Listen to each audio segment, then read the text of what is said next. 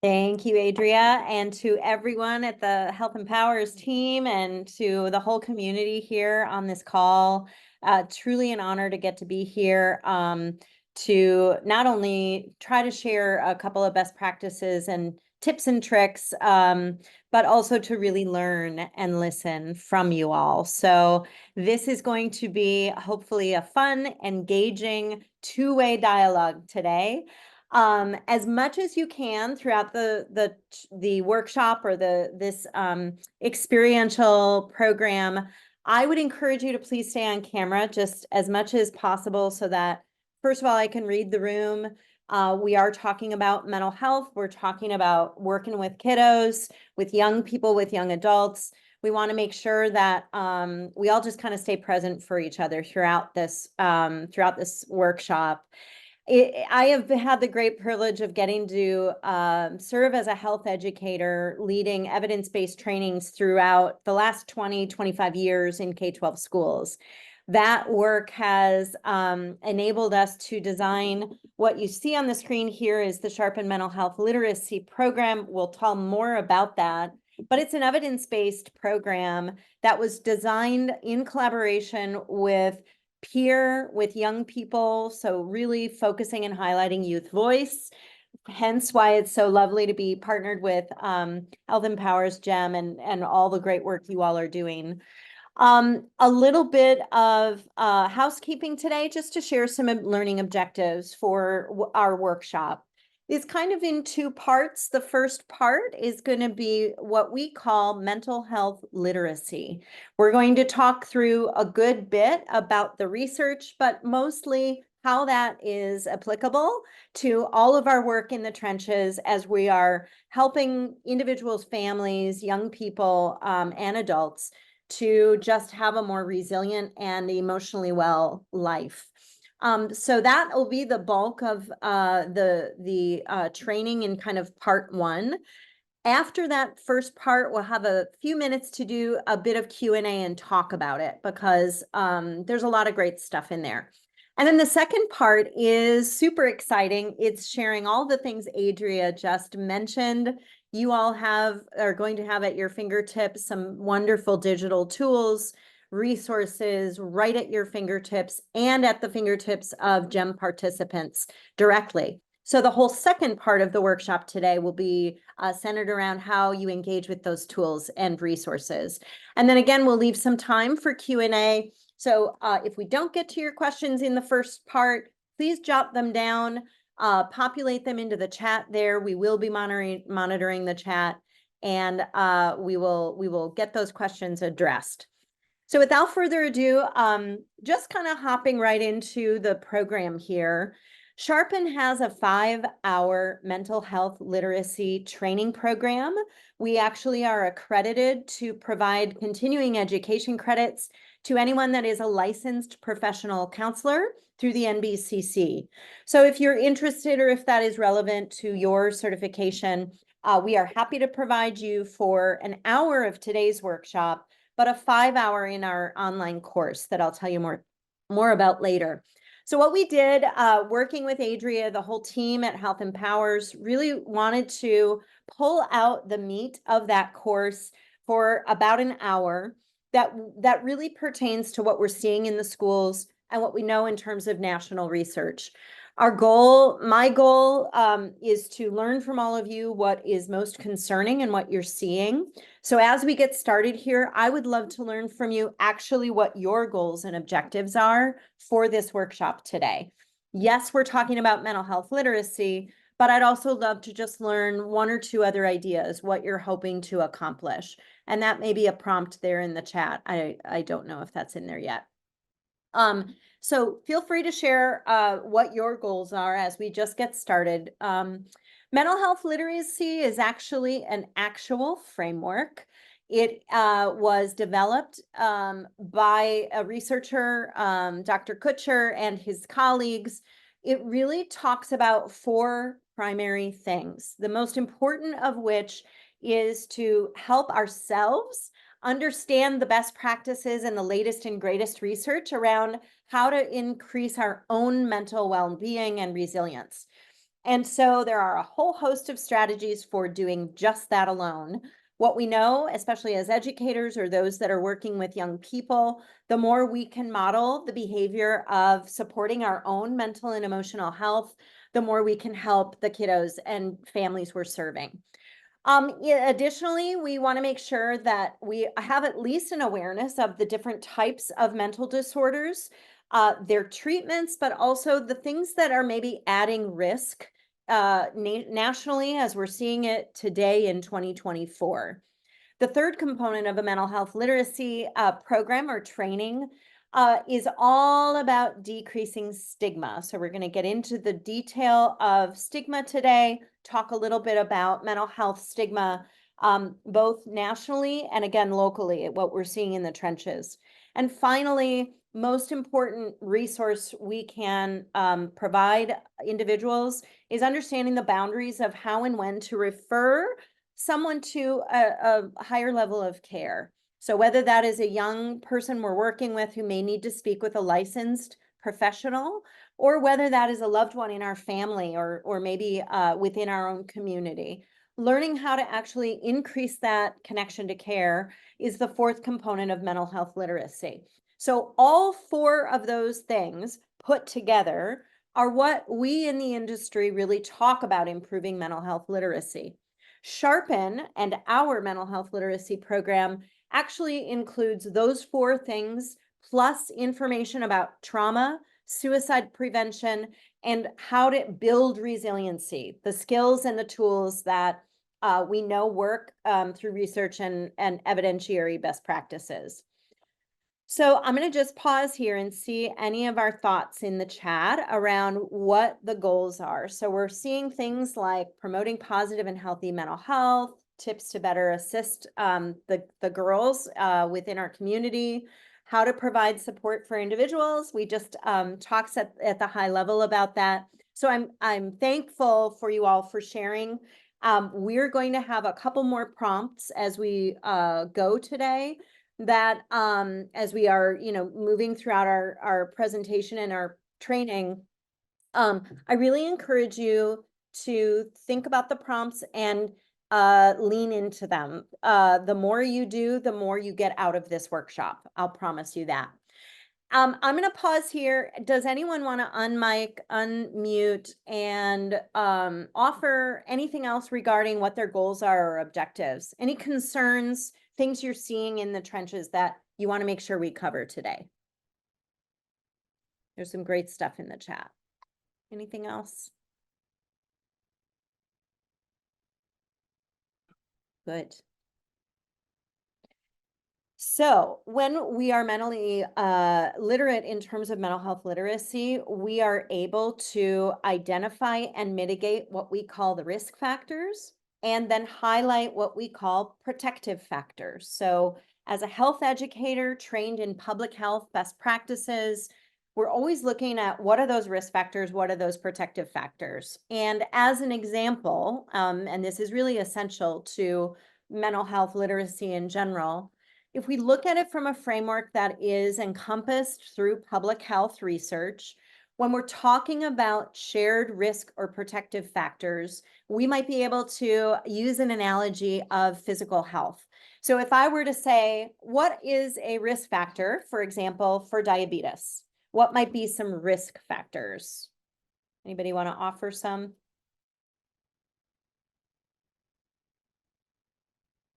Family history.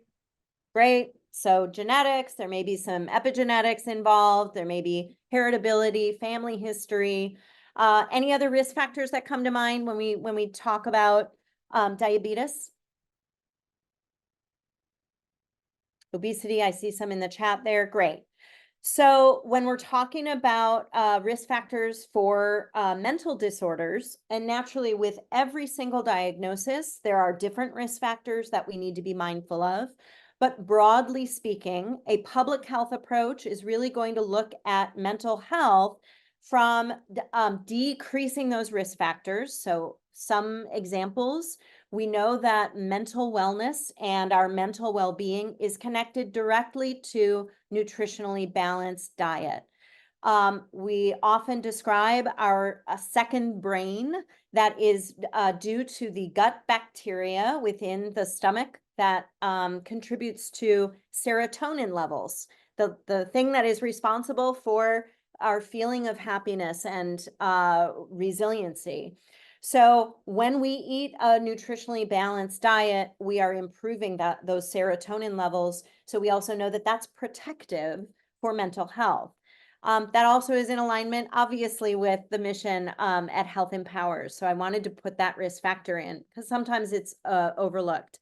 Decreasing stigma, decreasing the risk, improving literacy. So factual or evidence-based, empirically driven resources around mental health and well-being are some ways of decreasing risk around mental health. So one of the things I like to say when I am working with my educators or humans that are working with young people, there is, as we all know, there's a lot of misinformation that is easily obtainable, to say the very least, when it comes to mental health. One can simply Google the word depression, and you might get over 300,000 different pieces of information. So it's really essential when we're talking about mental health literacy that we know that the videos, that the information we are sharing for ourselves and for our the kiddos we're serving is fact-based and evidence-based as a best practice. Other risk factors regarding mental disorders, and again, these really run wide and deep. I am just giving you a high level as far as today's program. Those include things like actually being genetically predisposed to have low self-esteem. Actually, some individuals are hardwired to not have as much self-esteem as others. So a risk factor is those young people who were hardwired at birth to not have as much self-esteem as others. We see this occurring often with eating disorders and other comorbid conditions. Low social emotional skills, lack of some of the SEL or the social skills building that you're doing so beautifully with Health Empowers, with the GEM curriculum. Often those things, when we see a lower prevalence of those, we have increased risk sometimes for mental disorders. Stigma, trauma, and stress as a risk factor. So mental health stigma, we're going to pull out separately as part of those 4 components of mental health literacy. Trauma and stress. Is anyone, and even just by a show of hands, anyone ever been trained through the Resilient Schools on ACEs, adverse childhood experiences, or aware about trauma-informed sort of best practices, just even by a show of hands or within? Does that ring a bell to some people? Great. So I'm seeing some nodding, I'm seeing some agreeing. We just know now that when we're working with young people, the prevalence of trauma, the prevalence of early childhood trauma is correlated with risk factors around all mental disorders and substance use disorders. So that stress piece that is sometimes associated with toxic stress and adversity, high though just regular levels of stress often can correlate also with mental health disorders. We have a recent publication from the American Psychological Association that was released in 2023 outlining clearly our concerns around social media. So at once, social media is protective for young people, but it also poses risk.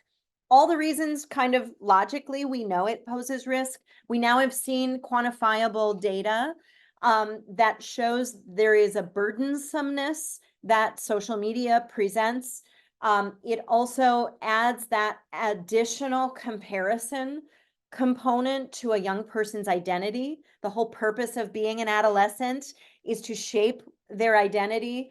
And when they're out there only looking at social media, often that can sort of get in the way. So it's adding this additional pressure. At the same time, it sometimes is a protective factor. So the social media, we have seen data from both sides, but it's definitely a risk factor. And it correlates directly to what we call media illiteracy. So just not understanding how much social media can impact us, becoming more literate around media and how media impacts us especially advertisers and other components. That is a risk factor that we always love talking about, especially when we're working with young people. Family history, which it's a similar risk factor to physical health. We know that many mental disorders are heritable, that they can be passed on. We also now know that severe trauma actually imprints into the brain in terms of it could be passed on also generationally. So if a family grew up in adversity or experienced extreme trauma, it is highly likely that that is heritable data in the hardwiring of the brain for the next generation even. So there's all kinds of exciting research around epigenetics as it relates to trauma. So for those reasons, we like to make sure we pay close attention to family, the family structure, the family history. There may be some risk factors there biologically.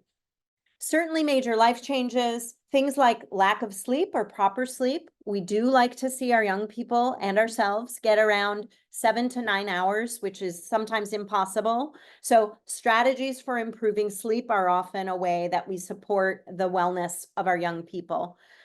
You all, I know, saw all of this work from the US Surgeon General last year, came out with provocative data around loneliness and isolation, how this is very pervasive, certainly exacerbated by the pandemic.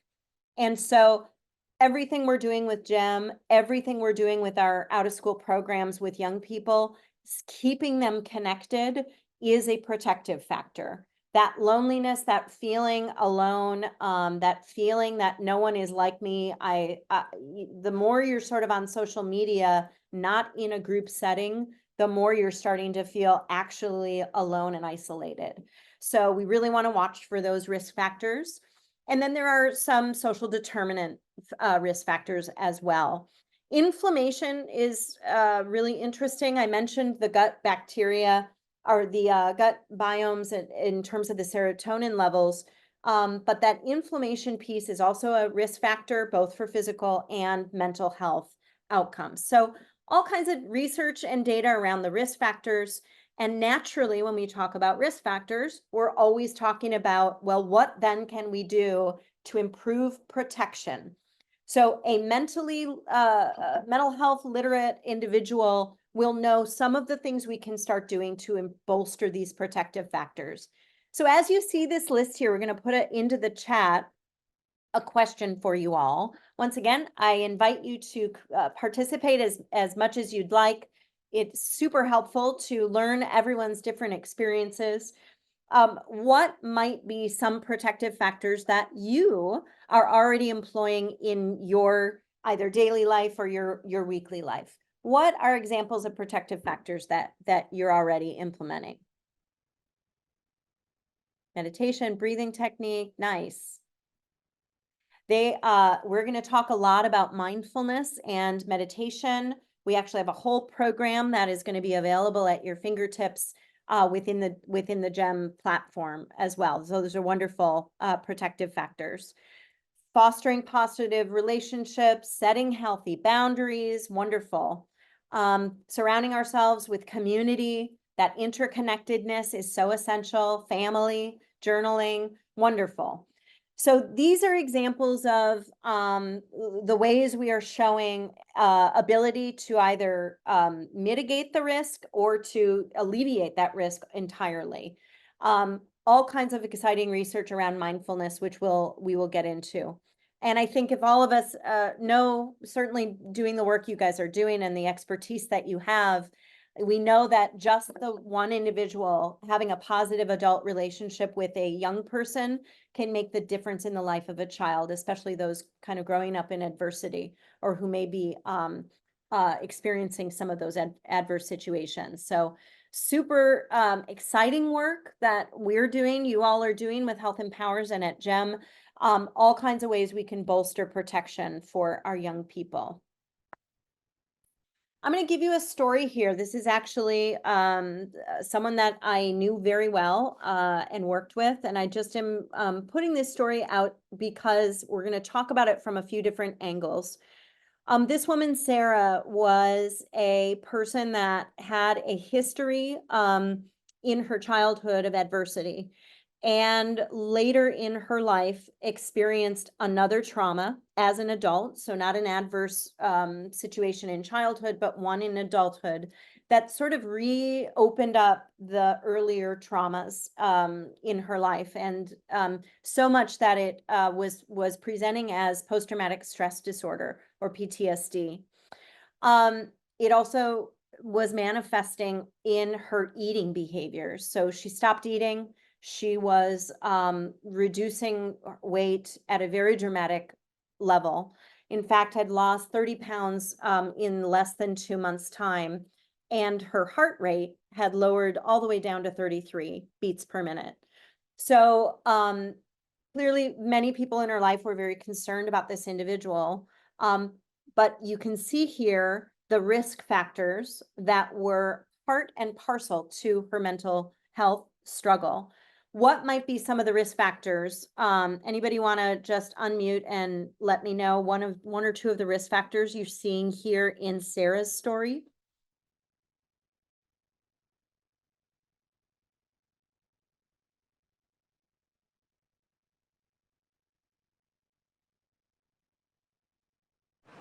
She has a history of childhood trauma. Yep. History of childhood trauma, and then again, that adult onset of trauma as well, which then kind of created that perfect storm for, in this case, her PTSD and anorexia nervosa. So what was really interesting about this case is she also started acting out, discussing openly suicidal ideation, wanting to end her life. And to the point where a group of loved ones, family members and friends, supported her through connection to a mental health provider.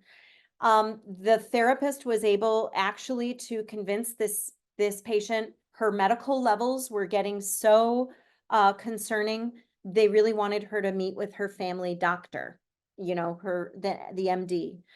In this particular story, when Sarah connected with her family doctor, you see the last bullet point on the slide here.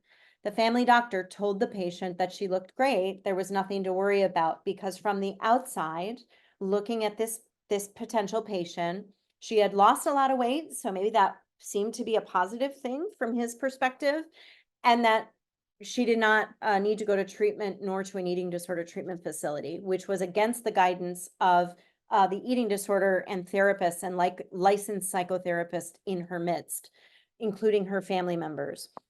So there are a lot of pieces to mental health and mental health literacy. This one story about Sarah, and obviously her name is not really Sarah. This is just a made up name for the purpose of this example. There are so many factors that often contribute, that make the perfect storm for a mental disorder to be created.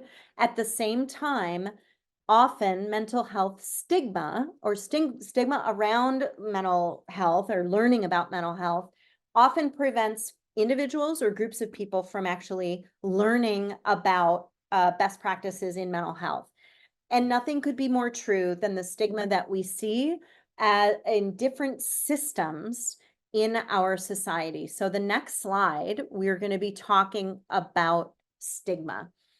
In this activity, that previous slide, the medical doctor who was seeing Sarah and who saw her in that moment, we could imagine potentially that medical doctor, for some reason, had a reticence to actually talk about her mental health condition. We also know that doctor had not actually been trained as an expert in something like eating disorders or post-traumatic stress disorder. We know, and there is national research and evidence to show, that medical doctors often don't receive a single day of training on certain mental health topics.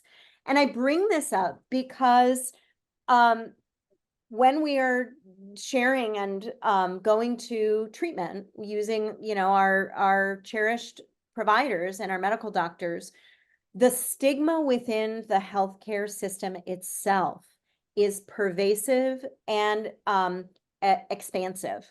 So there is a whole host of stigma literature and research around why doctors don't talk about mental health, why nurses may not talk about mental health, why helping professionals as a profession may not talk about their own mental health or the mental health of others. So that's a whole area of stigma and stigma research. Secondarily, and very importantly, we can break down stigma into different categories. And one of those categories is our own family and cultural bias or stigma. So for purposes of today, and just to kind of really get this conversation going, there's a prompt that's in the chat. And the prompt is, what are the cultural or family-based stigmas that you may have experienced when it comes to mental health? I'm going to give you guys an example. I teach this course at a university in Georgia, and it's often with juniors in college. And during this section of the workshop and the course at the university level, I've heard stories where a young person might say, you know, my grandma said to me, we don't talk about our personal business outside of the four walls of this home. We do not talk about it outside of this home. And so young people coming out of that say, obviously you're mindful, very respective of those boundaries. But that is an example actually of a stigma, not wanting to talk about mental health outside of the four walls of our home. It's very personal. People feel like there may be danger or that it's not safe for whatever reason to do that. So that's one example. Are there other examples in your own experience that you have seen that you're willing to share with us, just to talk a little bit about how stigma is actually impacting us? I'll say like religious stigma in a way. I know down here in like Albany, um, religiously from that background, you're not supposed to share. You know, they give verses, Bible verses, and religious reasonings as to why they don't share or even interact with certain self care activities that we use to decompress. I have come up with that a couple times. Yeah, that's actually very common. Great point. Thank you for sharing that. We see that as a large barrier to talking about all health. There are multiple health categories, but for some reason, mental health gets this special extra attention around whether or not we talk about it. Sequoia, you have your hand raised. Yeah, as a Black woman, in my culture and my environment, we were raised that you're to be a strong Black woman, and that means that you don't cry, you don't feel, you just push through it, push through all of it, and that if if there is any of those kinds of emotions or what have you, then that's a sign of weakness. Powerful stuff, right? So in other words, talking about it or getting that conversation going is a sign actually of weakness, which if you think about it in a context of a common cold, and hopefully a common cold is no longer as stigmatized as, you know, some other health topics still are. But if we thought about our families, our communities, our pastors, our faith leadership, encouraging us not to talk outwardly about the common cold with others, we might laugh at that, right? That may be something that's like, it's sort of silly in a way because we know it's just a cold. First of all, it's medically proven. Second of all, we know that there's no like personal attack when it comes to having a cold, right? It's just sometimes we are vulnerable and we catch a cold. So the stigma for some reason doesn't exist as much with that example of the common cold, but for some reason in the world of mental health, it is pervasive. It still is pervasive here in 2024. And I'll give you some facts and research. So we were just interviewing for some of our training programs, which feature national experts on documentary style films. So we were just up filming some national researchers on stigma and learned this very important fact. So back in the day, if you think about the history of cancer research actually back in the day, back in the early turn of the century, in the 1900s, physicians would tell patients, don't talk to anyone about your cancer. They actually thought it either was contagious or that the weakness of your body, of your constitution, would mean other people would contract it due to how weak they would also be. So in other words, just talking about cancer, they believed back in the day when cancer still had a stigma around it, it was actually encouraged patients not to talk about cancer. Well, now today we are seeing people out on the football field wearing bright pink, right? Celebrating their cancer struggles, celebrating the fact that, look, it's a biologically based, a medical illness that has all kinds of treatment available. So I say we are still kind of back in the 1900s with the way we look at mental health stigma. Mental health is a biologically based illness. It is treatable, oftentimes curable. The earlier we approach treatment, there are treatments that work. It is a medically based illness, not a sort of made up or created by a matter of will or weakness. So those are two kind of myths that we always like to point out in these workshops. I think I saw someone's hand go up. Caitlin. Hello. So I was kind of going to say something along the lines that you were just discussing, especially like when with respect to like religion and being having to be the strong Black woman or strong Black man and all that stuff. I practice, when you know better, you start to do better. Seeing a lot, talk about it's okay to seek a therapist. It doesn't make you weak for doing, and in identifying your weaknesses, talks a lot about how ability is the catalyst for growth. And so in our weaknesses, these are the things that we have to start voicing. And because it's so fresh for us, especially in Black community, it's really fresh. And so now we're starting to see where we're in this odd transitional phase of, okay, it is actually acceptable to talk about it. Just like how before grits was not acceptable to talk about, or a lot of other things when we didn't know, we were inexperienced and we were operating in fear. And so that's that kind of transition phase we're in now, but now we know better. And so it's like, okay, don't be ashamed about having this going on with you. You can get help for that too. So. Amazing. Yeah. Such a great point, Caitlin. Thank you for that. These conversations resonate so much because often at the end of the day, every single person, every single individual, and every single family or community system deserve to heal. They deserve to be connected to excellent levels of care. And nothing could be more true in the world of mental health. Things like depression, things like anxiety, some of these can be very crippling mental health disorders that once connected to a treatment provider, really we see so much growth and so much potential for healing. And so if there's any message at the end of today's training, it's looking at ourselves for where stigma kind of is showing up. It shows up everywhere. I'm going to ask a follow-up question to the prompt that's in the chat right now, which is, how is mental health stigma actually affecting your ability to even talk about this? So in other words, how many of you thought to yourself when we said, hey, put a thing into the chat about an example of mental health in your life? How many of us just went, oh, I don't want to do that. I don't want to talk about that today, right? That's mental health stigma. It's normal. It is everywhere.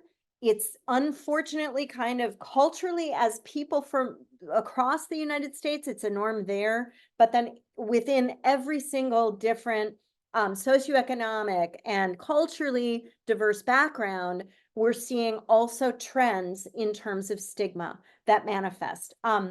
I had a group of students that I had the privilege of working with who are data scientists out of UC Berkeley. And a good number, there were probably 15 students, young adults that we were working with. And I asked them, this question, how many people want to talk about it? And it happened to be that many of the individuals I was working with at the time happened to come from Asian heritage or Laotian background, various cultural backgrounds. And once again, the cultural norm around how we must uphold a strong, resilient, not weak exterior also very much resonated within that group of young adults and within those cultural backgrounds as well. So it is more normal to have mental health stigma than it is to not have mental health stigma. And our job working with young people is to try to reverse that, to try to make mental health stigma come down so that what's normal is talking about mental health, healing, and thriving.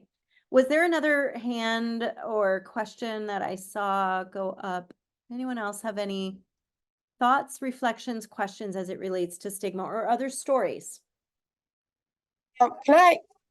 And I guess what I'm trying to do is feel like if what okay, let me just get to it. Yeah. My brother committed suicide last year, I'm so sorry. but he was suffering from PTSD, which he had it started when he was in the military. Yeah. But then he went to get help in regards to his PTSD because he was having issues sleeping and things of that nature. And they prescribed him medication that actually made it worse. Yeah. So the issue for me had been around the medical portion of mental health and how it may contribute to worsening their conditions. That's right. I'm so sorry you had to go through that experience. So incredibly sorry for your loss. And for this double piece of that the medical piece is complicated rather than supported their care, your loved one's care. Across so many systems, as I mentioned earlier, we are just seeing not enough training. We're not seeing enough training in the medical community. We're not seeing enough training, even in the educational systems, working around young people. So we're just at the stage where we're starting to see medical schools bring in a little bit more training on appropriateness and actual evidence-based treatment for mental disorders. The work that I did for about 25 years was funded by families who lost their loved ones to suicide. They lost them to substance use disorder, and they lost them to eating disorder. Working alongside families who experience such loss, like yours, like yours, really has made me wake up, jumping out of the bed every morning to say, we've got to break down these stigmas, these barriers, because if our medical professionals aren't trained, where do we go? How do we get help? And my heart goes out to you and your family. Yeah. Anyone else want to share about Thank you. that? Yeah. It's even interesting, and Latifatu, is that how I say your name? Latifatu? When we talk about suicide, when we talk about tragic loss in our communities, one of the greatest stigmas, right? Even talking about something like a tragic loss, like someone who died by suicide, sometimes we even attribute words that have the bias in them. So some of you may have heard words like commit suicide as a phrase. Culturally, we say this phrase all the time. But the word commit itself shows bias and stigma in the sense that a person may have commit something wrong, right? What they were trying to do is just end their suffering. They were doing the best that they could with what they had. As Caitlin said in her great point earlier, what we like to say is when we lose families tragically to suicide loss, we say they died by suicide rather than commit suicide, because we're trying to remove that stigma piece of commit in that phraseology. So I do a lot of suicide prevention and suicide postvention work in the community. That's a big tie-in with stigma always. And it's so common. We just say it. It's even reported in the media often as a culture, as a people here in the United States. So other thoughts of anything else resonating for you guys around stigma? Obviously, this is just the stigma piece alone could be a 3-hour part of the seminar. In fact, within the Sharpen system, you're going to see that these modules are very long, very wide and deep with many family stories like those that have been graciously shared today. We have a story in the chat about a parent of a child, Joanna, with chronic mental health issues. You're getting used to people not saying anything. Joanna, do you want to just share anything else about that? Thank you so much for sharing, by the way.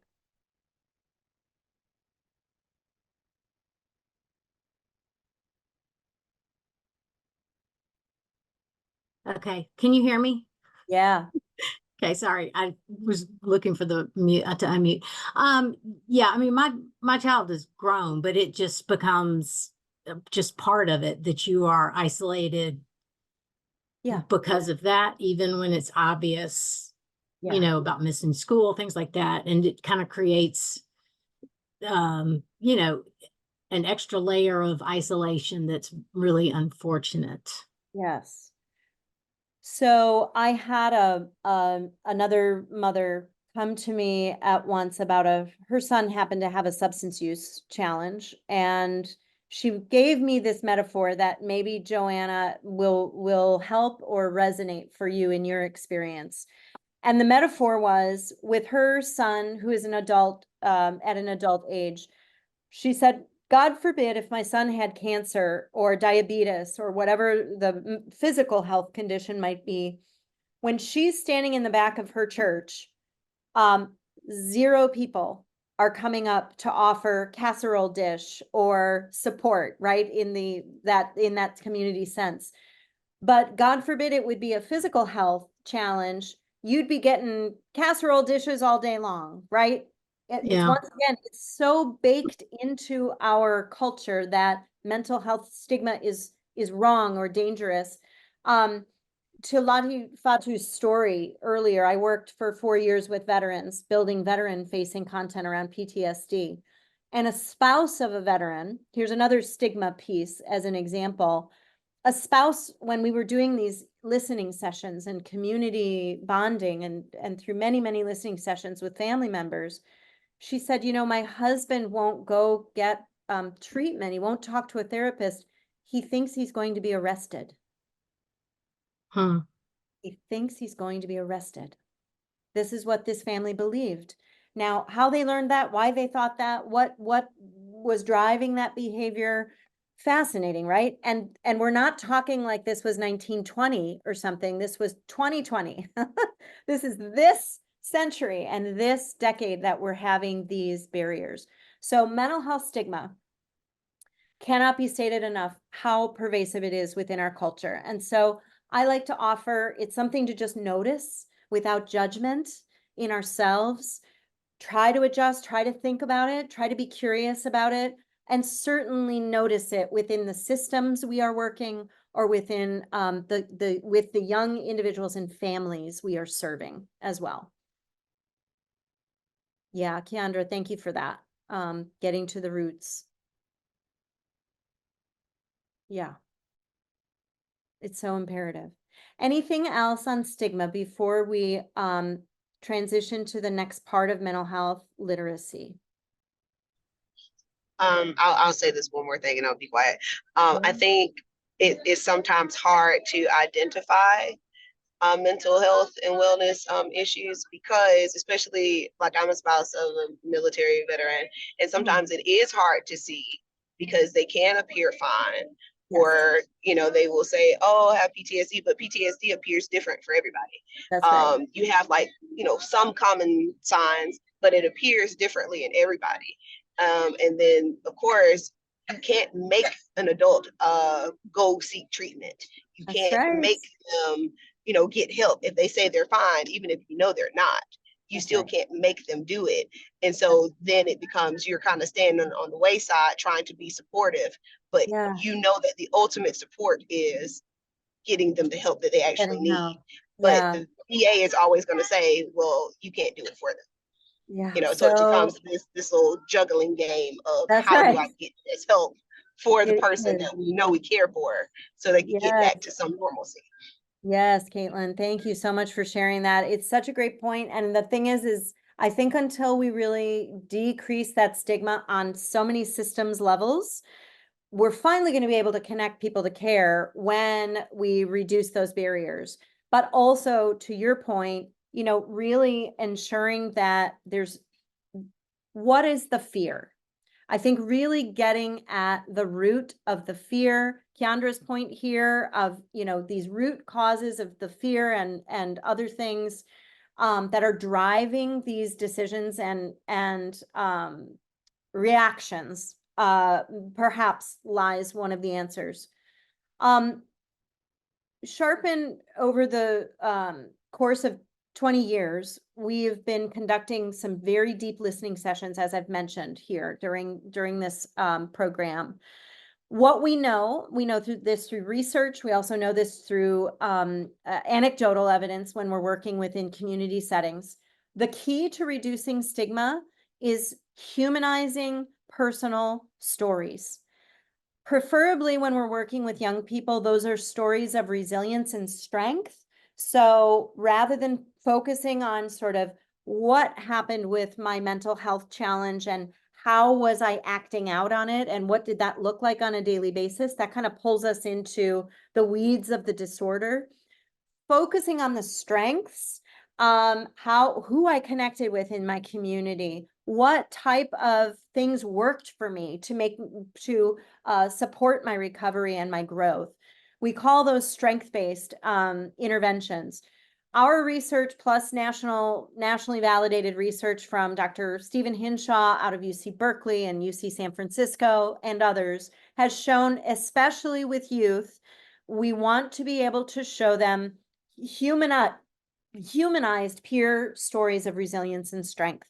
And so for that reason, when we designed Sharpen, we built it with the young person in mind, so there's all kinds of protection around that young life. When they log in or when they access the content, it is safe, it is protective, and it is focused on these humanized personal stories. We had the great privilege of getting to work with GEM and Health Empowers Leadership to actually build out its over 40 films. In fact, with GEM participants and some of the facilitators themselves, sharing stories of resilience and strength. I'm going to give you guys just a little taste of that. Sometimes this works on a Zoom call and sometimes not. You're going to, in a minute, be connected to all kinds of these stigma reducing tools that are evidence-based in the sense that they are focusing on those stories of strength and they are peer-to-peer, kind of highlighting that peer voice. So give me a second here while I bring this video up. Building coping skills that are nicely catered to yourself is really, it's your toolbox, is what I like to say. It's your personal little safety net that you know that you always have. When something negative happens, what you do like subconsciously, like without thinking, that helps basically. So that's how I developed mine. Me and my sister have a really good relationship, and I most of the time talk to her when I have problems. Being able to learn what calms you.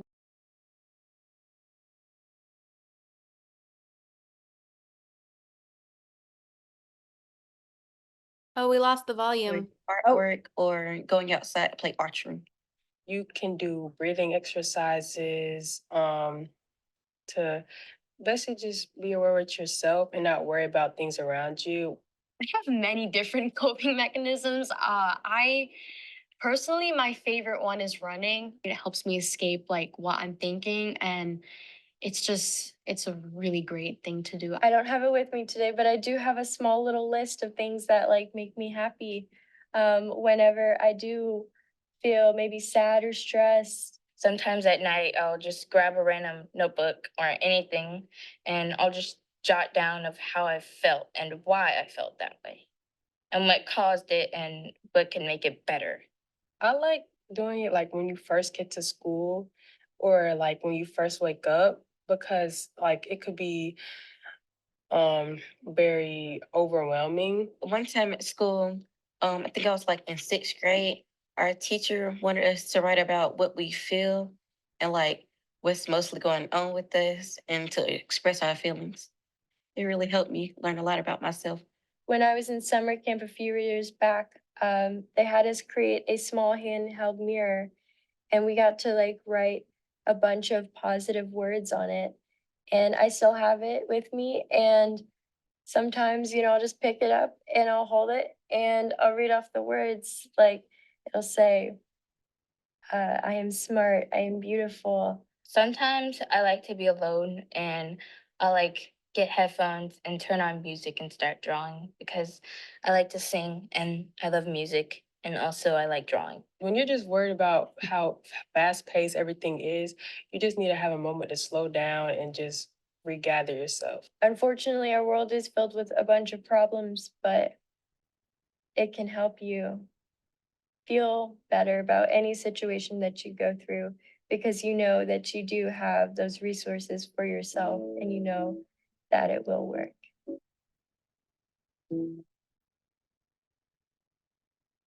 So within your, Adri, is there anything you want to say about those? Because, and or whole team, everybody that was on this call that was participating in creating those beautiful stories, you guys want to add or share?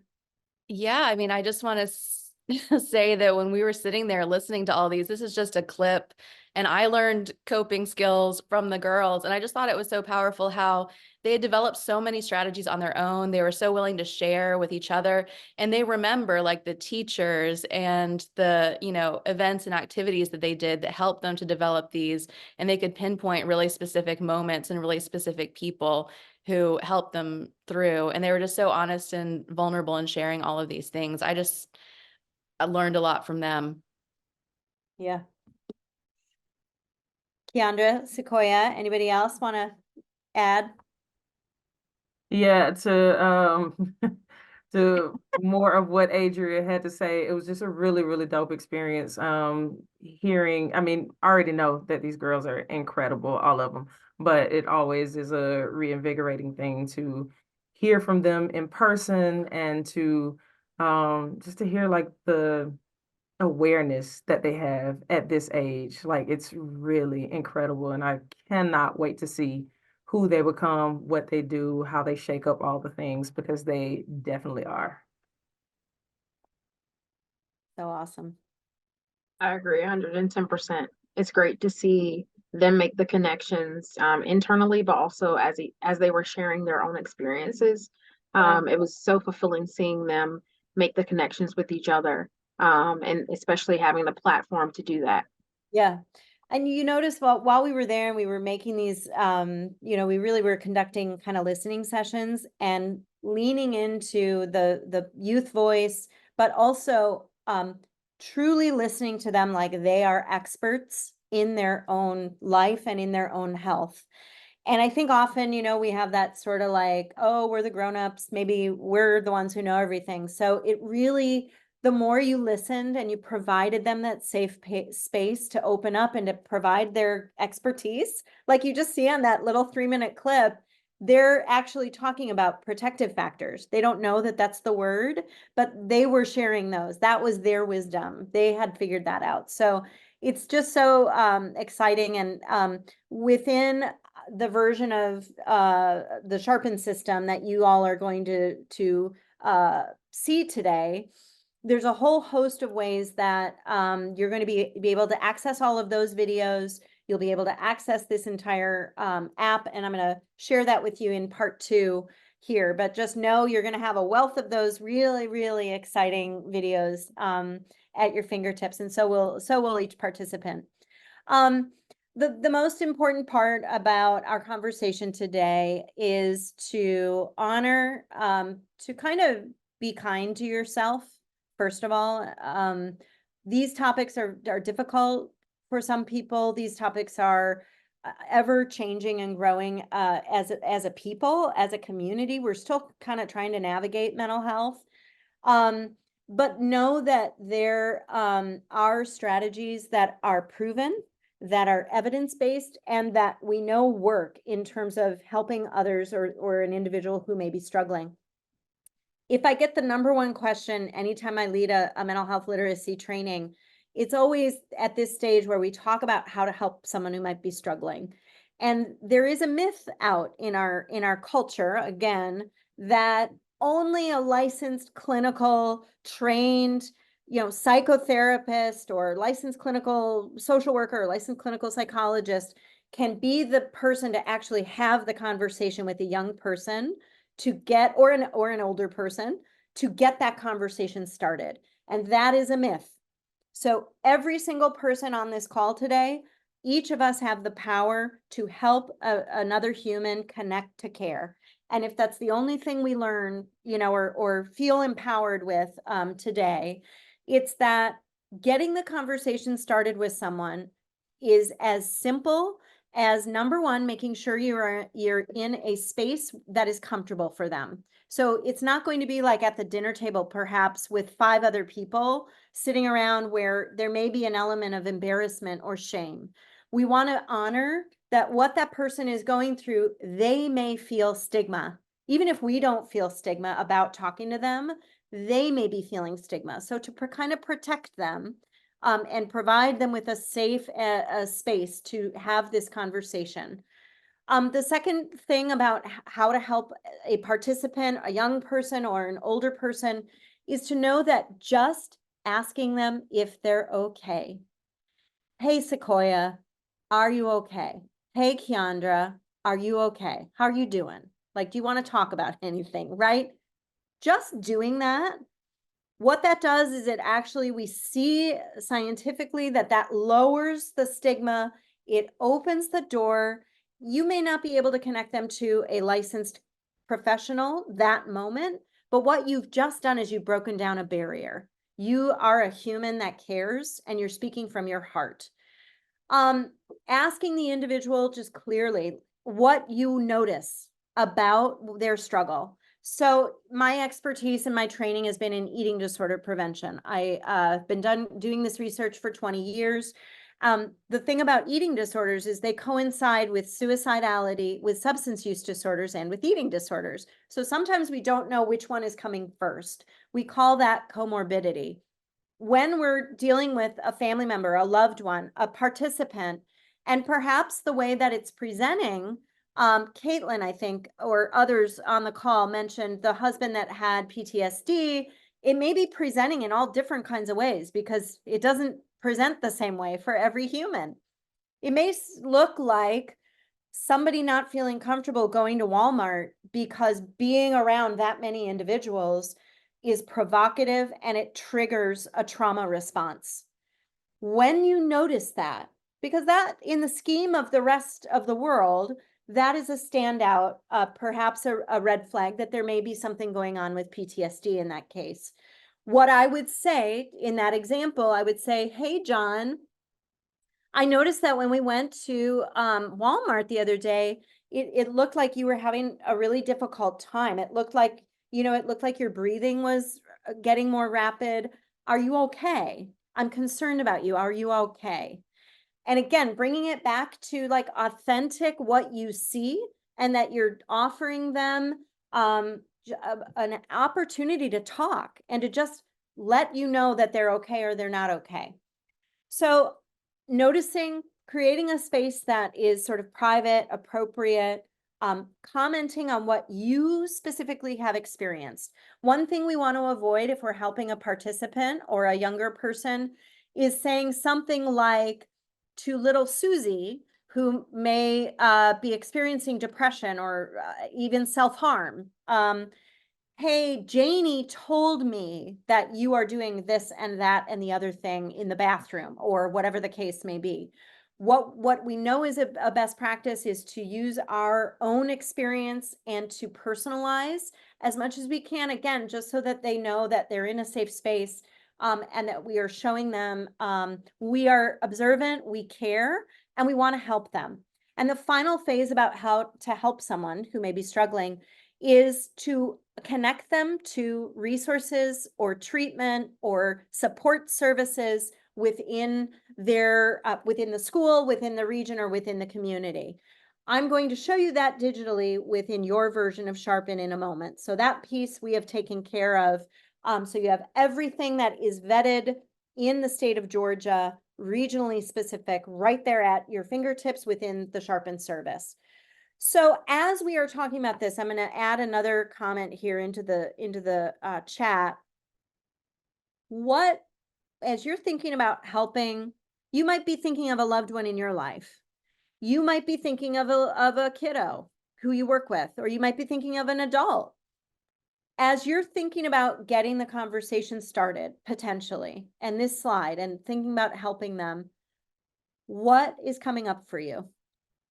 Are there barriers that are coming up that are preventing you in your own experience to be like, I just don't feel safe. I don't know. I don't want to be the one to do that. Tell me what you guys are thinking.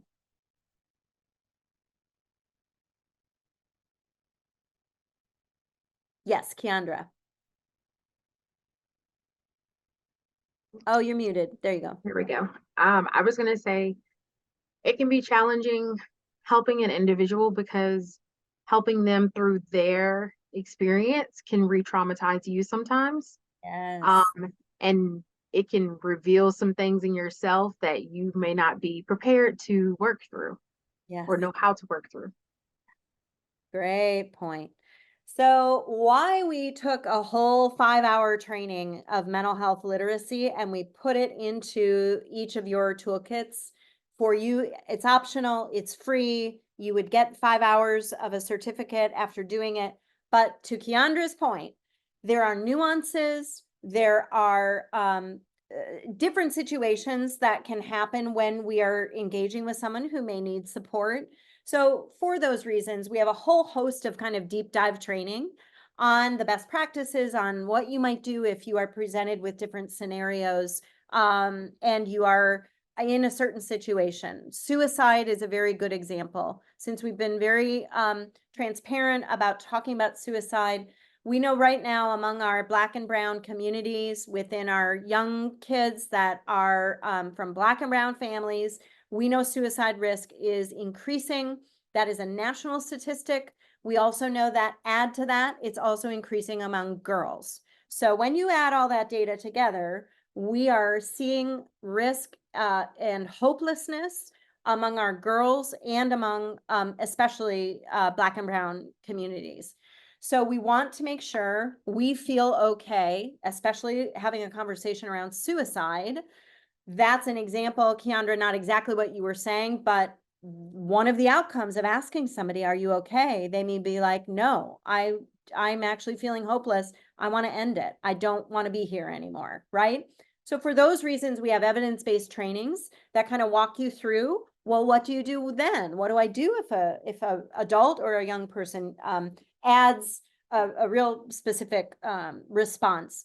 The best thing you can do is just get the conversation started and point them in the direction of a licensed provider. If you want to have more training, it's optional, but those resources are available for you as well. Other thoughts? Great point, Susanna, among our LGBTQ plus populations for sure. I always like to say LGBTQ plus populations aren't at risk because they are LGBTQ plus. They're at risk because we're seeing a lot of targeting. We're seeing a lot of, sort of culturally, politically, in many different communities, we're seeing those individuals targeted. So we want to make sure we know that that is a very vulnerable community as well. Thank you for that. Other thoughts as you guys are thinking about supporting someone who might be struggling? Things that come to your mind. I said I was going to be quiet, but this is very interesting. I think sometimes when we are trying to be helpful, When we have not walked in that shoe, it can sometimes come off as being insensitive. Because in our minds, if we've never experienced, it's like, okay, well, pick yourself up, let's go. Oh, amen. Especially when you have that idea of you have to be strong. You don't Yeah. have time to be weak. Like, get out your feelings and let's go. But it's not as Yeah. easy for some people when all they are surrounded by is that one thing. So really being sensitive enough to meet the need of the other person, and also finding mitigating strategies to help them slowly but surely, because it's a process at Yes. change. It's not an immediate thing. So kind of stepping out of our own comfort zone, as Keandra was saying, Yeah. and finding out how to slowly but surely get the help that they need, so they are also Fantastic. receptive to it as well. Such a great point. Thank you for that. Couldn't agree more. Also strategies for, it's not about you and us, the person helping the person. Also knowing that that person has all the skills they already need. All we need to do is pull it out of them, right? We just need to say, hey, you just might need a little extra support right now. If you'd like me to, I'm happy to share some with you or walk you to, you know, the therapist or the nurse or whomever it is that can provide them care, especially in a school setting. Such great points. Thank you for that. Any other comments around thoughts, things that are coming up Yeah, for you? Caitlin's comment made me think about kind of the flip side is when you're talking to someone and you don't have everything perfect yourself and just feeling like a hypocrite giving advice. right. You're like, I could definitely be doing Right. better at all of this too.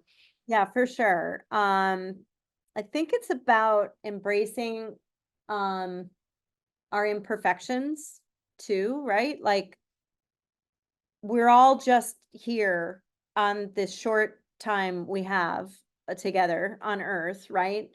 And trying to be human with ourselves and kind to ourselves, but showing that kindness to the young kids and families we're working with and fortunate enough to serve.